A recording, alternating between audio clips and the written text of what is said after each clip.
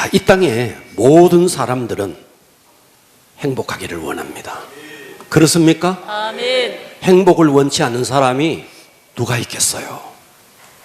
밀레니엄 세대라고 1980년대부터 2000년대 사이에 태어난 사람들, 그래서 20대에서 40대 사람들에게 물었습니다.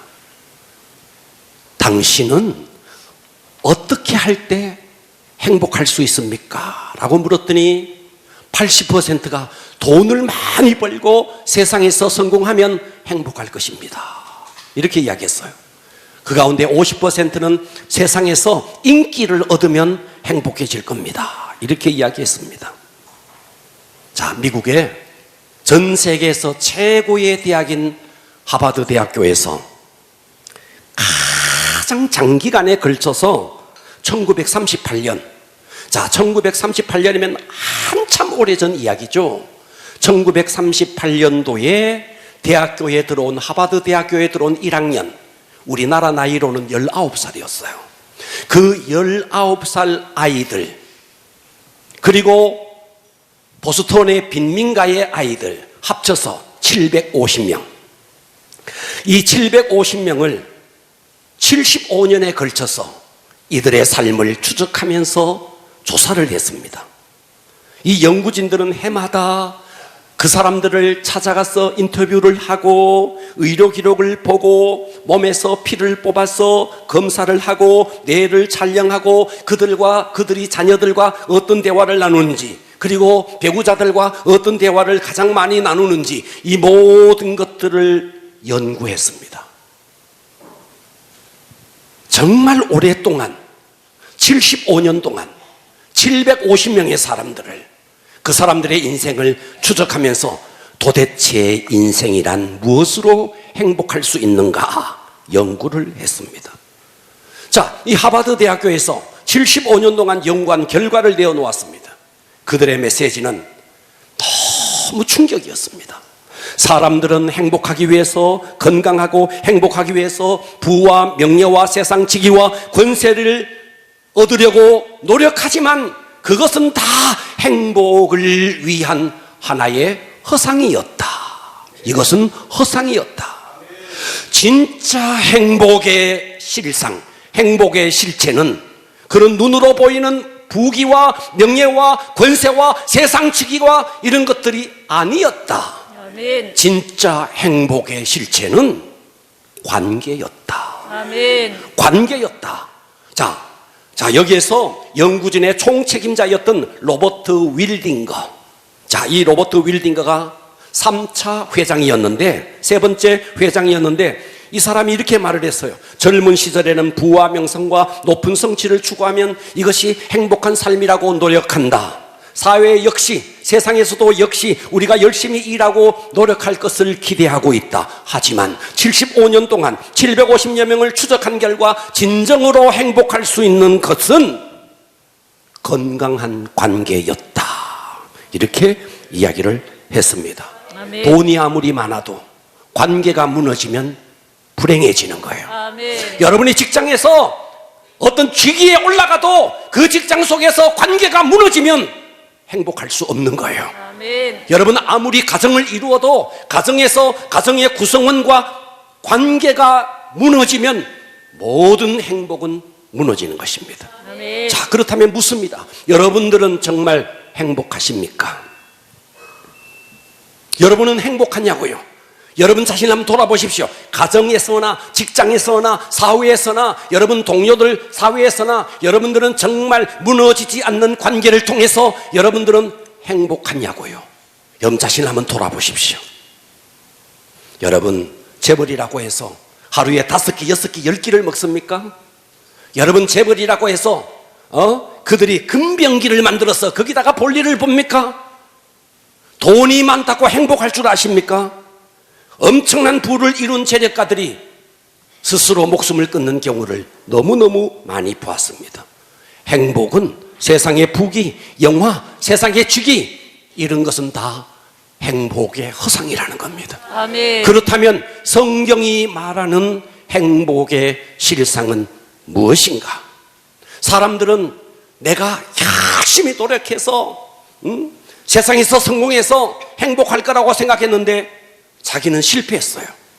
그래서 이번에는 어디에다가 목숨을 거느냐니까 자식에게 목숨을 거는 겁니다. 나는 실패했지만 내 자식은 좀 성공했으면 좋겠다.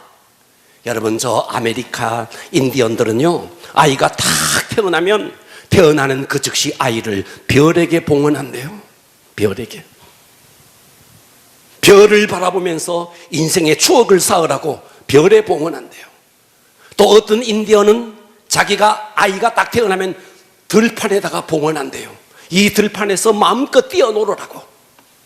그런데 우리나라는 아이가 딱 태어나면 하나님, 나에게 이 아이를 주셔서 감사합니다. 하나님의 사람으로 행복하게 살게 해주세요. 이것을 기도하는 것이 아니라 이 아이를 어디다가 봉헌하느냐 하면 학원에다가 봉헌하는 거예요. 내 몸에 서울대학교 시가 들어왔다고 생각하고 그때부터 아이를 학원에다가 봉헌을 합니다. 예. 그래서 아침에 일어나면 성질이 급한 엄마들은 우리나라 말로 내 뱃속에 있는 아이에게 인사 안 합니다. How are you, my baby, today?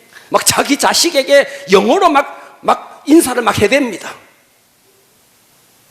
여러분, 그래서요, 아이에게 우유를 먹여도 딴 거 안 먹입니다. 안슈타인 우유를 막 먹입니다. 머리가 좋아질 것을 기대하면서 안슈타인 우유. 그런데 이 아이가 초등학교 들어갔네. 딱 태어났을 때부터 성질이 급한 아이들, 여러분 이거 잊지 마세요. 우리 뇌에는요, 좌뇌와 우뇌가 있습니다. 좌뇌와 우뇌가 있다고요. 0세에서부터 5세까지는요 좌뇌는 발달되지 않습니다. 우뇌만 열려 있습니다. 우뇌만. 우리가 숫자를 가리키고 글자를 가리키는 것은 다 좌뇌가 하는 거예요.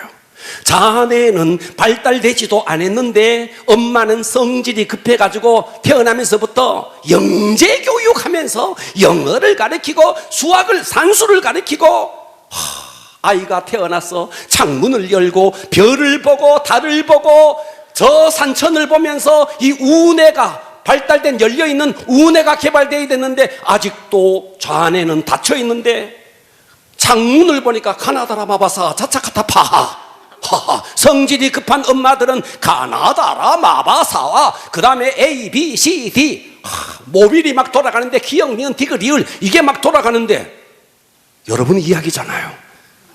여러분 이야기잖아. 그러는 동안에 이 아이의 뇌는 우뇌만 열려 있어요. 좌뇌는 거의 발달되지 않아요. 여러분, 숫자, 글자 이런 것은 다 좌뇌가 하는 거예요. 그러는 동안에 이 아이는요, 뇌가 다 망가지는 거예요. 이런 아이가 초등학교 들어갑니다. 컴퓨터에 중독됩니다. 스마트폰에 중독됩니다. 왜? 영혼이 망가져 있으니까. 영혼이 망가져 있는 상태에서 다른 걸 할 수가 없는 거예요. 여러분, 저 창밖에 아름다운 하늘과 저 하늘의 별과 달 이런 것들을 보면서 이 아이 속에 우뇌가 계속 발달돼야 되는데 엄마는 성질이 급해요.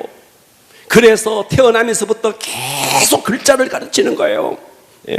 그러다 보니까 이 아이는 무표정, 무반응, 무감동 이런 아이들이 자라면서 자꾸만 우뇌가 완전히 이제 닫혀져 버립니다. 그러다 보니까 이런 아이들이 다 중독에 걸리는 겁니다. 여러분, 피아제나 몬테소리와 같은 유아교육학자들이 말합니다. 이들은 한결같이 말합니다. 0세에서부터 5세 사이는 좌뇌는 닫혀 있다. 그렇기 때문에 이 아이에게 해야 될 일은 뭔데? 숫자를 가르치는 게 아니다. 추억을 쌓게 하고. 할렐루야. 이거 아멘 하셔야 됩니다. 예. 그 아이에 맞게끔. 그런데 이 아이는 좌뇌는 닫혔는데 자꾸만 닫혀있는 좌뇌에 숫자를 집어넣습니다. 그러니까 이 아이는 열심히 해요. 그래서 5살이 됐는데 와, 엄마가 가르치는 거 다 알아. 다 알아. 텔레비전에 숫자가 나오면 무슨 말인지 다 알고 숫자 다 이야기하는 거예요. 엄마는 이때부터 흥분합니다. 와, 드디어 서울대학교 시가 내 뱃속에서 태어났다고. 그런데 이 아이가 초등학교 딱 들어가면요, 이제 서서히 반응하기 시작합니다. 엄마에 대해서. 엄마의 기대만큼 성적이 나오지 않습니다. 그래서 엄마는 포기하지 않고 이제는 아인슈타인 우유에서 서울 우유로 바꿉니다. 그래도 서울대학교는 가야지. 그리고 초등학교 6년을 지났는데 중학생이 됐는데 초등학교 때보다 엄마를 더 실망시킵니다. 그래도 엄마는 포기하지 않습니다. 그래서 이제는 서울 우유에서 연세 우유로 바꿨습니다. 연세대학교는 가야지. 연세대학교. 우와, 중학생이 되었네.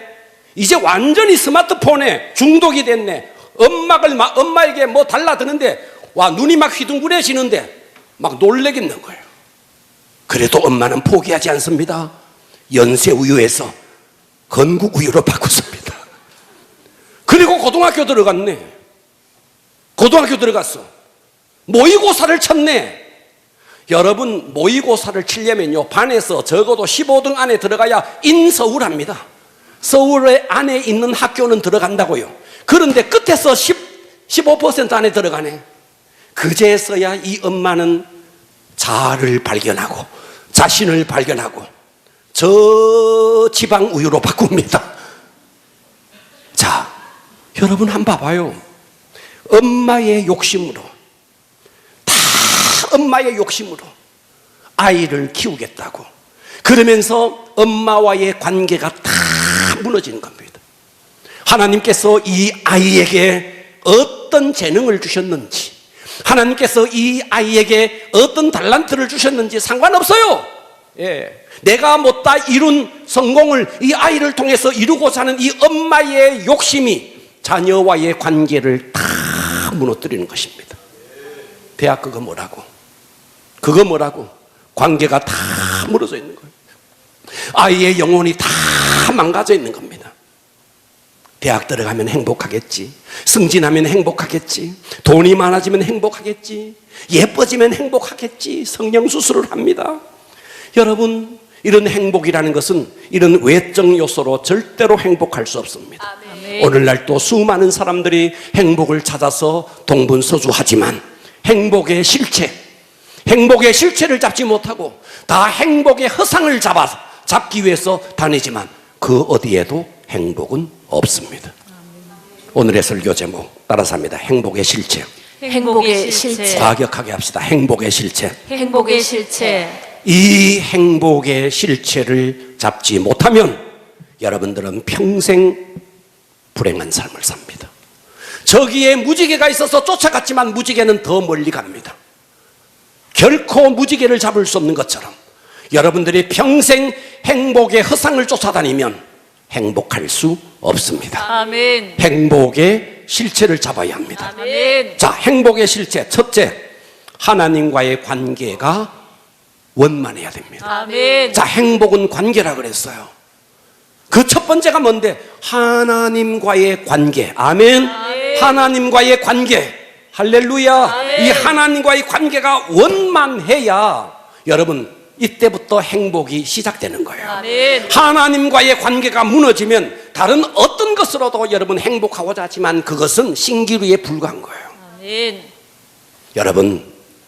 여러분이 만일 누군가를 정말 사랑한다면 그것이 연인이든 아니면 그것이 자식이든 여러분이 정말 사랑하는 대상이 있다면 여러분은 그 사랑하는 대상이 행복하기를 원합니까? 불행하기를 원합니까? 행복하기 원합니다. 자, 여러분이 자식이 태어났네. 여러분의 자식이 불행하기를 원하세요? 여러분의 자식이 행복하기를 원하세요? 행복하기를 원하시죠? 아멘. 하나님도 똑같은 거예요. 하나님이 우리를 하나님의 자녀로 삼으셨어요. 아멘. 아멘. 그렇다면 하나님이 정말 우리에게 원하는 것은 무엇인데? 행복하게 사는 것을 하나님은 원하는 거예요. 아멘. 하나님이 첫째 날 빛을 창조했습니다. 그리고 좋았더라. 하나님이 다음 날 땅과 바다를 창조했습니다. 하나님이 보시기에 좋았더라. 하나님이 씨 맺는 채소, 열매 맺는 나무를 창조했습니다. 하나님이 보시기에 좋았더라. 하나님이 저 하늘에 달과 태양과 별들을 창조했습니다. 하나님이 보시기에 좋았더라. 하나님이 이 땅에 수많은 짐승들을 창조했습니다. 하나님이 보시기에 좋았더라. 하나님이 볼 때 이 만물을 창조하고 만물이 좋아서 좋았던 게 아니에요. 왜요? 마지막 날 창조된 하나님의 형상대로 창조된 우리 인간을 위해서 필요한 것들이기 때문에 그래서 좋았던 거예요. 아멘. 그러니까 하나님의 초점은 만물이 아니라는 거. 하나님의 초점은 바로 여러분과 저라는 거. 아멘. 우리 인간이라는 거. 아멘. 할렐루야. 아멘. 그래서 창조된 이 땅 속에 하나님의 자녀가 행복하게 살 것을 기대하면서 하나님은 우리 인간을 창조하시고 보시기에 심히 좋았더라. 아멘. 할렐루야. 아멘. 할렐루야. 아멘. 그렇기 때문에 하나님이 기대하는 게 뭔데? 여러분과 저예요. 아멘. 아멘. 그래서 장로교 신앙고백서 웨스트민스터 신앙고백 대소요리문답 제1문이 뭔데? 인간의 제일 되는 목적이 무엇이뇨? 두 가지를 말합니다. 인간의 제일 되는 목적이 무엇이뇨? 하나님을 영화롭게 하는 것. 아멘. 그리고 그를 영원토록 즐거워하는 것. 아멘. 할렐루야. 아멘. 하나님을 영화롭게 하고 하나님 안에서 즐거워하는 것. 그래서 하나님을 향한 우리의 마음은, 자 다시요, 하나님을 향한 우리의 마음, 하나님이 우리에게 기대하는 것은 하나님을 영화롭게 하는 거예요. 아멘. 아멘. 아멘. 그러면서 우리를 향한 하나님의 마음은 하나님 안에서 즐거워하는 거예요. 그러니까 이 말은 따로가 아니에요. 그래서 여러분들이 정말 하나님 안에서 행복하게 사는 것을, 다시요, 하나님 안에서 여러분들이 행복하게 사는 것이 하나님을 영화롭게 하는 거예요. 아멘. 여러분, 하나님을 영화롭게 한답시고, 잘 들어주세요. 아멘. 하나님을 영화롭게 한답시고, 네, 얼굴에 인상 팍 쓰고 전도해서 하나님을 영화롭게 해야지 착각하지 마십시오. 그거 아니에요. 아멘. 그거 아니에요. 아멘. 여러분, 하나님을 영화롭게 한답시고 교회 와서 인상 팍 쓰고 교회 청소하면서 그것이 하나님을 영화롭게 하는 것이 아니라는 거예요. 아멘. 하나님을 영화롭게 하는 게 뭔데? 하나님 때문에 행복하게 사는 거예요. 아멘. 하나님 때문에 행복하게 살면 주변의 사람들이 나를 보고 너의 행복의 이유가 뭐냐고 묻는 거예요. 그래서 그들에게 나의 행복의 이유는 하나님과의 이 원만한 관계 때문에 내 속에서 행복이 저절로 나오는 거야 라고 간증하는 것이 아멘. 전도예요. 아멘. 할렐루야. 아멘. 그렇기 때문에 하나님은 하나님의 자녀인 우리가 행복하게 살기를 기대하는 것입니다. 아멘. 아멘. 아멘. 이 행복의 비밀을 깨닫기를 바랍니다. 아멘. 자, 그렇다면 태초의 동산 에덴 동산을 생각해 보십시오. 에덴 동산에 아담과 하와는 행복했을까요? 행복하지 않았을까요? 행복했습니다. 행복했다고요. 아멘. 그런데 이 땅은요, 저와 여러분은요, 행복한 삶을 살지 못해요. 왜요? 우리가 에덴 동산에는 있는데 지금 이 땅에 없는 게 있어요. 다시요. 에덴 동산에는 여러분이 입고 있는 옷 없었어요. 에덴 동산에는 여러분들이 차 타고 다니는 자동차가 없었어요. 에덴 동산에는 여러분이 사용하는 핸드폰도 없었어요. 아무것도 없었어요. 그런데 행복했어요. 왜요? 하나님과의 관계가 된 거예요. 아멘. 우리는 지금 에덴 동산보다가도 훨씬 더 많은 것을 누리고 사는 겁니다. 여러분, 요즘만 봐봐요. 밥은 전기 밥솥이 다 해줘요. 빨래는 세탁기가 다 해줘요. 청소는 요즘 뭐 로봇 청소기가 돌아다니면서 먼지를 다 빨아당겨요. 저희들이 어렸을 때만 하더라도 밥을 해 먹을 때 나무를 떼서 밥을 해 먹었고, 청소할 때 빗자루로 쓸고 걸레로 무릎을 꿇고 기어다니면서 닦았고, 빨래한다고 아직도 생각나요. 우리 어머니가 빨래한다고 저 겨울에 네 아까에 빨래를 수북히 실어서 제가 실어다 나른 기억이 나요. 과거에는 그렇게 빨래하곤 했습니다. 요즘은 뭐 돌아가면서, 그것도 요즘은 세탁기가 좋아서 뭐 소리도 없이 다 해놓습니다. 그런데 이렇게 살기 좋은 땅에 사는 우리는 행복이 없어요. 왜요? 하나님과의 관계가 무너진 것입니다. 아멘. 여러분, 하나님과의 관계가 원만할 때 행복은 저절로 옵니다. 아멘. 두 번째입니다. 두 번째는 이 두 번째를 잘 하셔야 돼요. 행복의 파괴자가 있는 거예요. 아멘. 내가 지금 교회에 나와서 예배를 드리지만 여러분처럼 지금 예수를 영접하고 하나님의 자녀가 됐다고 예배를 드리지만 행복이 없는 이유가 있어요. 하나님은 우리에게 행복을 주고 싶은데 우리가 행복하지 않아요. 왜요? 우리의 행복을 시샘하는 자가 있는 거예요. 아멘. 우리의 행복을 빼앗아가는 자가 있는 거예요. 그게 바로 마귀요 사탄입니다. 아멘. 할렐루야. 아멘. 보십시오. 에덴 동산에 선 아담은 행복했습니다. 여기에 대해서 누가 이의를 제기할 수 있겠어요? 완벽한 행복자였습니다. 이 아담은 하나님과의 관계가 살롬이었고 그의 아내 하와와의 관계가 살롬이었고 그리고 자연과의 관계가 다 살롬이었습니다. 그런데 요한복음 10장 10절은 이렇게 말합니다. 도둑이 오는 것은 도둑질하고 죽이고 멸망시키려는 것뿐이요. 아멘. 이 도둑이 누군데? 이 도둑이 사탄이요 마귀입니다. 아멘. 도둑이 오는 것은 하나님께서 하나님과의 관계 속에서 행복하고자 하는 하나님이 주신 이 행복을 도둑질하고 우리의 영혼을 죽이고 멸망시키는 것뿐이요. 할렐루야. 아멘. 에덴의 동산에서 이 마귀는 뱀을 이용해서 아담과 하와에게 접근합니다. 여러분, 뱀이 마귀가 아닙니다. 뱀은 아담과 친한 동물이었어요. 그런데 이 뱀도 속았어요. 마귀에게 속았어요. 여러분, 이처럼 여러분의 주변에 여러분을 속이는 마귀가 마귀가 말이죠 도깨비처럼 나타나는 게 아니에요. 여러분의 가까운 사람들을 이용해서 여러분들에게 접근합니다. 그래서 하나님과의 관계를 계속 무너뜨리는 겁니다. 아멘. 이 눈이 열려야 됩니다. 아멘. 저 사람이 지금 하는데 하나님과 나와의 관계를 무너뜨리려고 하느냐? 목회자와 나와의 관계를 무너뜨리려고 하느냐? 교회와 나와의 관계를 무너뜨리려고 하느냐? 아무리 친한 사람도 하나님과의 관계를 무너뜨리는 사람은 그도 속은 것입니다. 아멘. 사단에게 속은 것입니다. 아멘. 이것이 눈이 열려야 되는 거예요. 아멘. 할렐루야. 아멘. 가을 들녘을 한번 나가 보십시오. 탐스럽게 익은 곡식들, 풍성한 열매를 목격할 때 그 작은 씨앗이 땅에 떨어져서 삭이 나고 줄기가 올라와서 풍성한 열매를 맺는 것을 볼 때 얼마나 신비스럽습니까?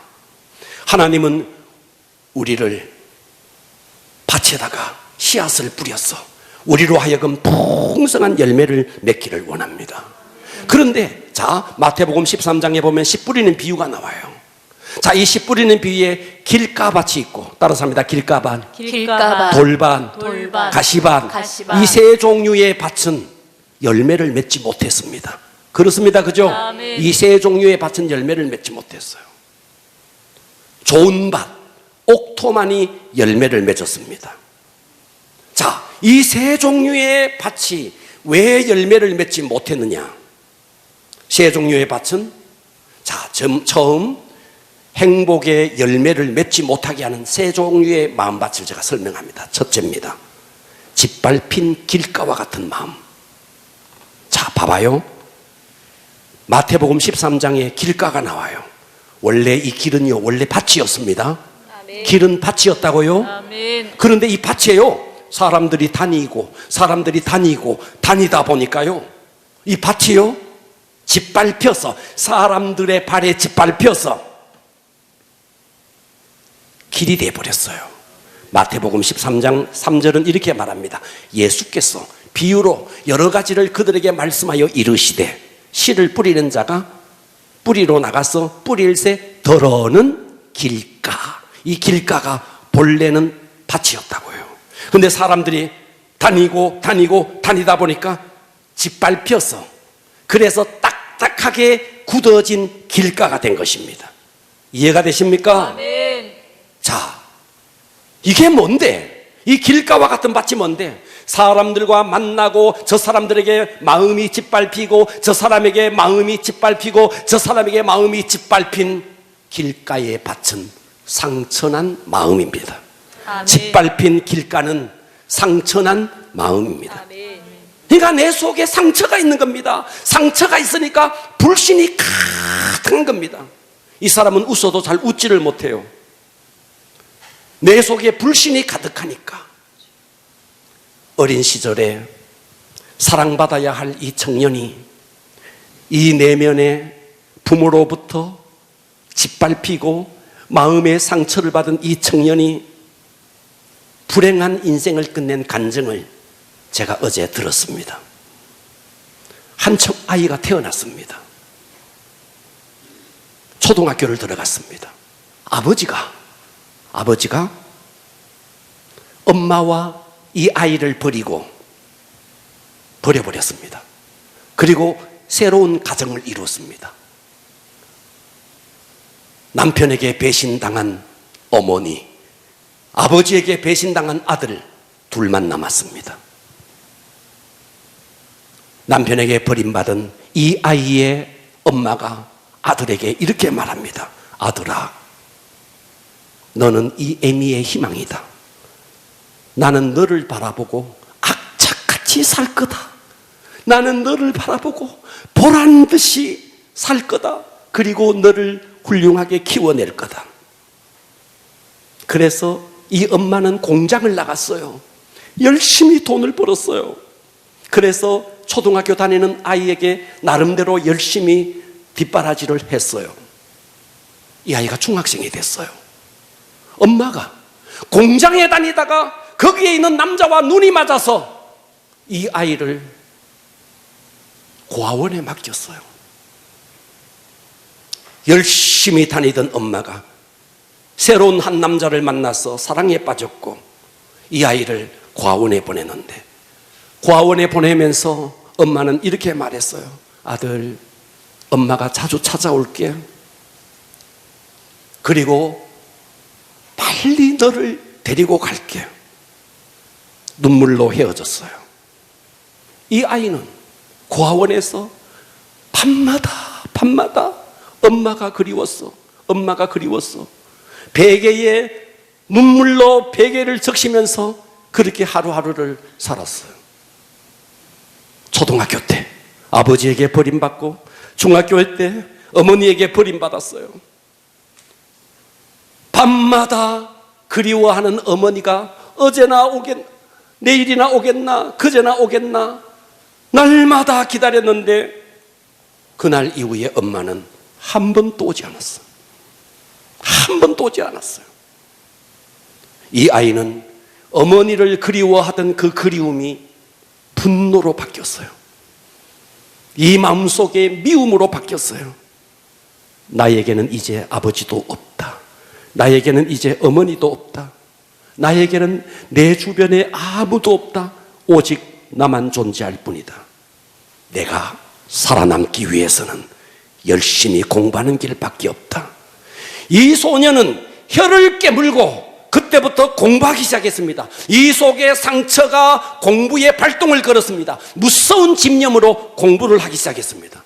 아이가 원래 머리도 있던 아이라 공부를 했는데 대학에 들어갔는데 장학생으로 대학교에, 서울에 있는 아주 유명한 대학교에 들어갔습니다. 졸업을 했습니다. 아주 장학생으로 졸업을 했습니다. 성적이 좋았어요. 그래서 좋은 회사에 취직했습니다.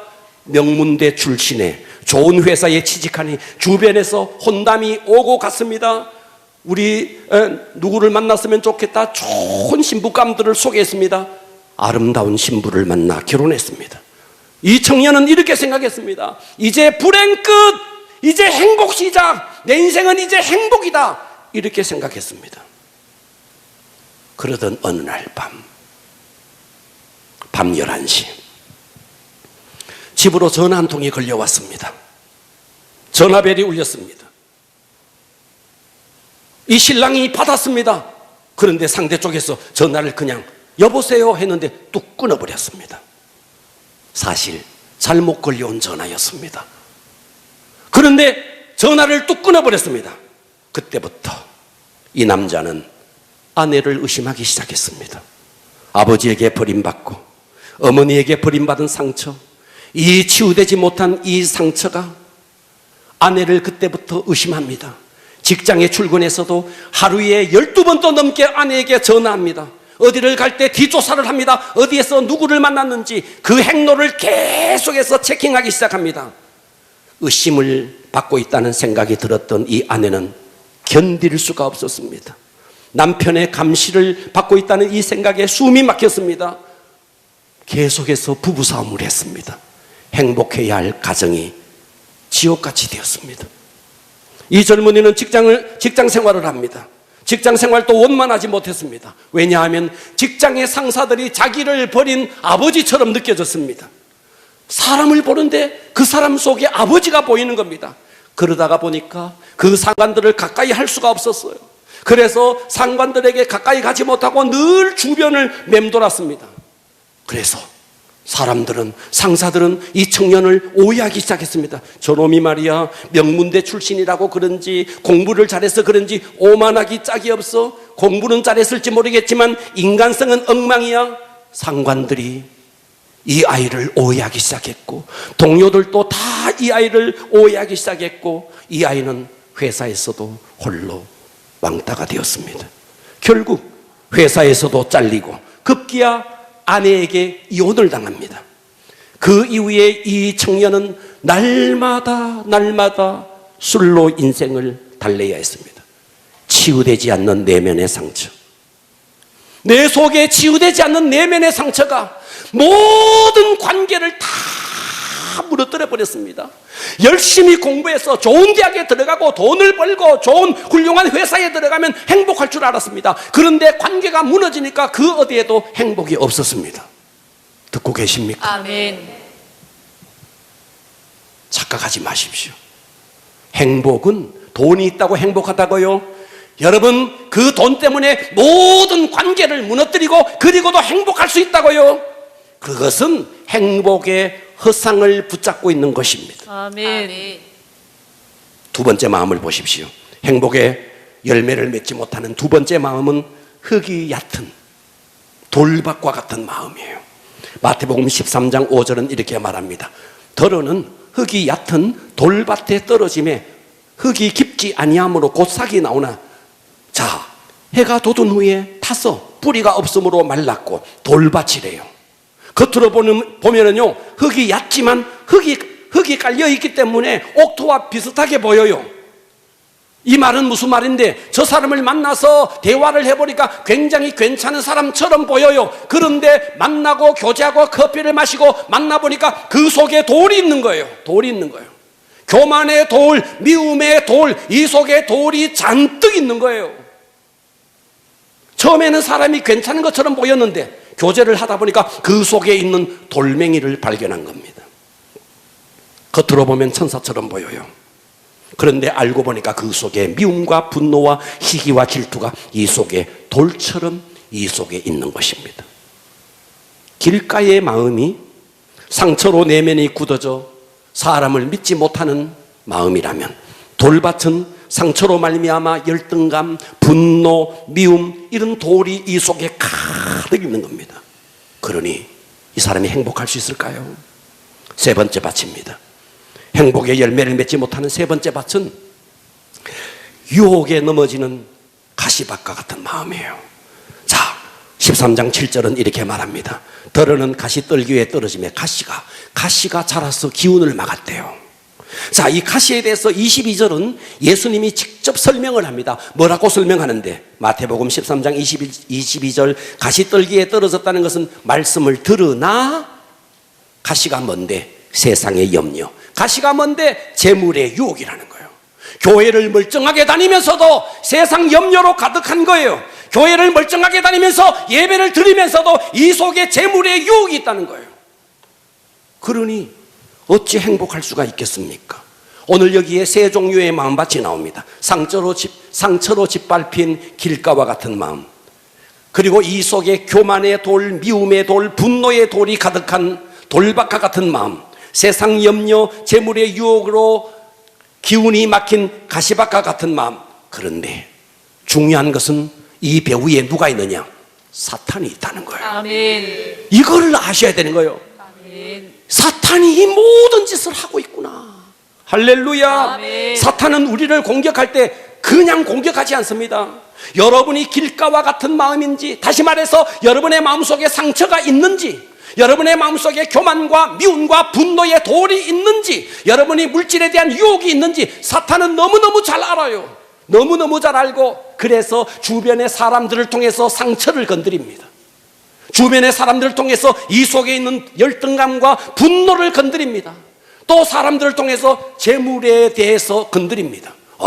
교회 나가면 돈이 있어야 교회 나간다 야야, 이렇게 하면서 재물에 대해서 자꾸만 건드립니다. 사탄은 그냥 건드리지 않습니다. 여러분 속에 있는 상처, 여러분 속에 있는 교만, 여러분 속에 있는 재물의 유혹, 이런 것들을 교두보로 삼고 여러분들이 하나님과의 관계가 원만하지 못하도록 이것을 다 무너뜨리니, 여러분 여기에 대해서 여러분이 정말 눈을 뜨면 아하, 이것은 사탄이 하는 것이구나. 아멘. 아멘. 하나님의 가장 존귀한 존재로 지음받은 인간이 마귀의 유혹에 넘어가 죄를 지음으로 행복해야 될 하나님의 자녀가 이 불행의 늪속에 빠져 있을 때 가장 가슴 아픈 분은 하나님입니다. 아멘. 하나님이 우리 인간을 보면서 얼마나 가슴이 아플까요? 제가 여러분들에게 예를 드리겠습니다. 여러분의 자녀가 교통사고가 났어요. 예를 들어서 교통사고가 났어요. 그런데 식물인간이 되어버렸어요. 의사가 포기하라 그래요. 의사는 포기해도 부모는 포기 못해요. 그렇습니까? 아멘. 의사는 포기해도 부모는 포기하지 않아요. 사탄에 넘어가서 불행의 늪속에 빠져있는 우리 인간을 보고 하나님은 절대로 포기하지 않고, 아멘. 하나님은 우리에게 이 불행의 늪속에 있는 우리를 회복시키기 위해서 구겨지고 찢겨지고 난도질 당한 아담, 그리고 그의 후손, 이 저주의 늪속에 허우적거리는 우리 인간을 위해서 하나님께서 때가 찬 시점에, 요한복음 10장 10절 오늘 본문입니다. 도둑이 오는 것은 도둑질하고 죽이고 멸망시키는 것뿐이지, 내가 온 것은 하나님의 아들 독생자 예수 그리스도, 내가 온 것은 양으로 생명을 얻게 하고 더 풍성히 얻게 하려 함이라. 아멘. 하나님께서는 우리의 행복을 다시 되찾아 주기 위해서 때가 찬 시점에 하나님의 아들 예수 그리스도를 이 땅에 보내주셨습니다. 아멘. 그렇기 때문에 여러분들이 정말 십자가 앞에 제대로 나와서 여러분들이 십자가를 통해서 예수 그리스도를 제대로 만나기만 하면, 불행을 십자가 앞에 가져오면 하나님은 그 불행을 행복으로 바꾸어 줍니다. 아멘. 하나님은 여러분에게 있는 질병을 가지고 오면 하나님은 이 십자가에서 바꾸어 줍니다. 아멘. 건강으로 바꾸어 줍니다. 여러분이 저주를 십자가에 가지고 오면 하나님은 이 십자가에서 저주를 삼켜버리고 우리에게 축복으로 바꾸어 줍니다. 아멘. 그래서 십자가는 교환의 장소입니다. 아멘. 행복의 허상에 속지 말아야 됩니다. 아멘. 하나님과의 원만한 관계가 이루어지지 않고는 행복이 오지 않습니다. 아멘. 사탄은 계속해서 하나님과의 이 원만한 관계를 깨기 위해서 여러분 속에 있는 상처, 여러분 속에 있는 교만, 여러분 속에 있는 온갖 것들을 교두보로 삼고 여러분에게 행복의 열매가 맺히지 못하도록 여러분들을 회방하고 있습니다. 눈을 뜨셔야 됩니다. 아멘. 승리하기를 바랍니다. 아멘. 행복의 실제 세 번째, 행복은 심령의 주님의 통치를 통해서 이루어집니다. 아멘. 천국은, 잊지 마십시오, 천국은 우리가 죽어서 가는 나라, 영원히 가야 할 죽어서 가는 나라이기도 합니다. 그러나 더 많은 경우에 이런 장소적인 개념보다가 예수 그리스도의 통치가 이루어지는 통치의 개념에서 천국을 더 많이 쓰고 있습니다. 아멘. 우리가 정말 하나님의 자녀이면서 내 심령 속에 하나님의 통치가 이루어지면 어떤 일이 벌어지느냐. 자, 에베소 2장 12절 봅니다. 그때의 너희는, 과거에 예수 믿기 전에 너희는 그리스도 밖에 있었고 이스라엘 나라 밖의 사람이라 약속의 언약들에 대해서는 외인이요 세상에서 소망이 없고 하나님도 없던 자이더니, 13절, 이제는 전에 멀리 있던 너희가 그리스도 예수 안에서 그리스도의 피로, 아멘. 아멘. 그리스도의 피로 하나님과 가까워졌느니라. 아멘. 뭐로? 예수의 피로. 아멘. 내 노력이 아니에요. 십자가의 예수의 피로. 아멘. 할렐루야. 아멘. 그래서 19절은 이렇게 말합니다. 그러므로 이제부터 너희는 외인도 아니요. 아멘. 아멘. 나그네도 아니요. 아멘. 오직 성도들과 동일한 시민이요. 하나님의 권속. 이 권속은요, 가족이라는 말이에요. 아멘. 여러분들은요, 하나님 나라의 로얄 패밀리예요. 아멘. 여러분은 하나님 나라의 가족이에요. 아멘. 이 의식을 가지고 살아야 합니다. 아멘. 그래서 하나님은 믿는 우리가 어떻게 살기를 원하는데 하나님의 통치 속에 아멘. 잊지 마십시오. 오늘 로마서 11장 36절 오늘 이 말씀을 새기십시오. 아멘 합시다. 아멘. 합독합니다. 다 같이 시작. 이는 만물이 주께서 나오고 주로 말미암아 주에게로 돌아갑니다. 그에게 영광이 세세에 있을지어다. 봐봐요. 만물 이 세상의 모든 만물이 어디에서 나오고? 주에게서 나오고. 이 세상 모든 만물이 주로 말미암고 그리고 다 주에게로 돌아갑니다. 이 역사, 이 땅의 모든 역사는 인간 손에 있다, 하나님 손에 있다. 하나님 손에 있다. 아멘. 이거를 믿으라는 거예요. 아멘. 요셉을 한번 봐봐요. 요셉 형님들에게 먹을 음식을 사들고 그 먼 곳까지 갔어요. 그런데 형들은 요셉을 이스마엘 장사꾼에게 애굽에 팔아버렸어요. 가슴 칠 일이죠. 그런데 알잖아요. 시간이 지나고 보니까 요셉은 총리가 되었고 가족을 살리게 되었고 가족이 민족이 되는 그런 통로가 되었고, 그러니까 애굽에 팔려가는 일이 시간을